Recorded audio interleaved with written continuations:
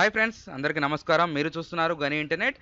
కొత్త ration card కంటూ దరఖాస్తు ఎలా చేసుకోవాలి, రేషన్ కార్డులో మన పేర్లు ఎలా యాడ్ చేయాలి, ఇప్పుడు గ్రామ సభ పెడుతున్నారు. గ్రామ సభలో మనం ఏ ఫామ్ నింపి వాళ్ళకి ఫామ్ నింపే విధానం ఎలా చేసి వాళ్ళకి ఇవ్వాలి.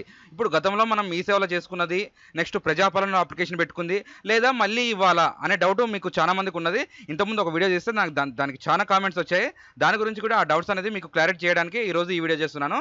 మీరు అనేది ఎక్కడ స్కిప్ చేయకుండా చూస్తే మీకు వీడియో అనేది మంచిగా అర్థమవుతుంది. ఫస్ట్ టైం ఎవరైనా మన ఛానల్ చూస్తే సబ్స్క్రైబ్ అనేది చేసుకోండి, పక్కన ఉన్న బెల్ ఐకాన్ క్లిక్ చేయండి. అలాగే లైక్ అనేది కూడా చేయండి. లైక్ చేయడం ద్వారా తెలియపరిచినట్టు అవుతుంది కాబట్టి లైక్ అనేది వెరీ ఇంపార్టెంట్. మనం ఇప్పుడు వీడియోలోకి పోయినట్టే మనం ఫామ్ చూసుకున్నట్టయితే ఇలా ఉంటుందండి. మీకు గ్రామ సభలో చేసే ఫాము ఇలా వస్తుంది. ఈ ఫామ్ అనేది మీరు ఫిలప్ చేసి గ్రామ సభలో మీ విలేజ్కి గ్రామ పంచాయతీ దగ్గర సెక్రటరీ గారితో పాటు ఊళ్ళో ఉన్న మాజీ సర్పంచ్ కానీ ఇంకా మిగతా సర్పంచ్తో పాటు మనకంటూ ఒక మీటింగ్ పెడతారు. ఆ మీటింగ్లో మీరు అనేది మీ ఈ ఫాము మీరు తీసుకుని వెళ్ళాలి, లేదా వాళ్ళ దగ్గర ఉంటే వాళ్ళు ఇస్తారు. ఈ ఫిలప్ అనేది మీరు ఖచ్చితంగా మీరే చేసుకోవాలి, ఫిలప్ చేసుకోవాలి. నెక్స్ట్ మీరు మీ సేవల గతంలో చేసుకున్నట్టయితే మాత్రం అవసరం లేదు. నెక్స్ట్ కొత్తగా అప్లికేషన్ చేసుకోవాలనుకున్న వాళ్ళు మాత్రం చేసుకోవచ్చు. మేము ప్రజాపాలనలో ఆల్రెడీ అప్లికేషన్ పెట్టాము, మళ్ళీ అప్లికేషన్ పెట్టాలంటే అలా కూడా అవసరం లేదు. ప్రజాపాలన పెట్టినా మీ సేవలో చేసినా నెక్స్ట్ ఇందులో గ్రామ సభలు ఇచ్చినా కానీ మూడు ఒకటే. మీరు ఇవ్వాలనుకుంటే ఇవ్వచ్చు, లేదంటే లేదు.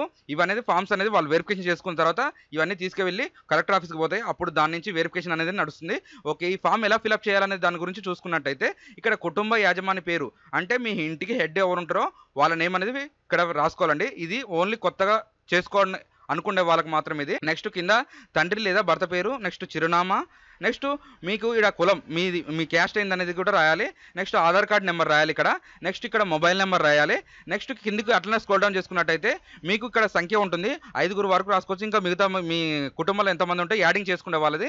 ఇక్కడ ఫస్ట్ మీ వైఫ్ కానీ ఇక్కడ వైఫ్ రాయాలి. నెక్స్ట్ మీకు కొడుకు ఉంటే కొడుకు, బిడ్డ ఉంటే బిడ్డ, ఇట్లా సీరియల్ ప్రకారం రాసుకున్న తర్వాత వాళ్ళ ఏజ్ ఎంత ఉంటుంది, నెక్స్ట్ వాళ్ళు మీకు ఏమవుతారు అనే సమాధానం కూడా ఇక్కడ రాయాలి. నెక్స్ట్ వాళ్ళ ఆధార్ నెంబర్లు అనేది రాయాలి. ఇప్పుడు కొత్తగా పిల్లలు పుట్టారు, మాకు మేము చేసుకోవాలనుకుంటే వాళ్ళ date of birth certificate pin చేసి ఇవ్వండి. ఆధార్ కార్డు వచ్చిన తర్వాత మెన్షన్ చేసుకోవచ్చు. ఇది అనేది సభ నడుస్తుంది కాబట్టి దీనికంటూ ఇవ్వాలి. దీనికి ఇన్కమ్ సర్టిఫికేట్ ఇవ్వాలనేసి కామెంట్స్ వచ్చాయి. ఇన్కమ్ సర్టిఫికేట్ ఏం అవసరం ఉండదు. నెక్స్ట్ దీంట్లో చూసుకున్నట్టయితే వీళ్ళ ఆదాయం, భూమి ఏముంటుంది అనే దాని గురించి వెరిఫికేషన్ చేసుకుంటున్నారు. మీకు ల్యాండ్ ఎక్కువ ఉన్నదా, నెక్స్ట్ మీకు ఎంత సంపాదిస్తారు, మీరు ఏం పని చేస్తారు అనే దాని గురించి చూసుకొని వెరిఫికేషన్ చేస్తున్నారు కాబట్టి మీరు దాని గురించి కూడా చూసి ఇవ్వండి. నెక్స్ట్ ఇక్కడ చూసుకున్నట్టయితే మీరు సిగ్నేచర్ ఒకటి ఇచ్చుకోవాలి. మీ పాస్ ఫోటో సైజు ఇక్కడ అంటూ ఒకటి అతుకు పెట్టాలి. ఫ్యామిలీ మొత్తం కాదండి, ఎవరు హెడ్ నేమ్ ఎవరు రాస్తారో వాళ్ళది ఒక్కరిది పెట్టుకుంటే సరిపోతుంది. నెక్స్ట్ ఆధార్ కార్డ్ జిరాక్స్లు, మీరు ఇందులో ఎంతమంది నేమ్స్ రాస్తే వాళ్ళ అన్ని ఆధార్ కార్డ్ జిరాక్స్ పెట్టాలి. ఇవన్నీ పెట్టేసిన తర్వాత ఆ గ్రామ సభలో అనేది మనం ఆ ఫామ్ని సబ్మిట్ చేసుకుంటే మీకంటూ నెక్స్ట్ లిస్ట్లో వస్తుంది.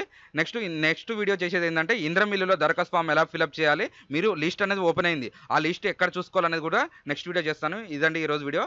ఈ వీడియోలో కనుక మీకు ఏమైనా డౌట్ ఉంటే కామెంట్ చేయండి, దాని గురించి వీడియో చేద్దాం, దాని గురించి రిప్లై ఇద్దాం. Thanks for the watch.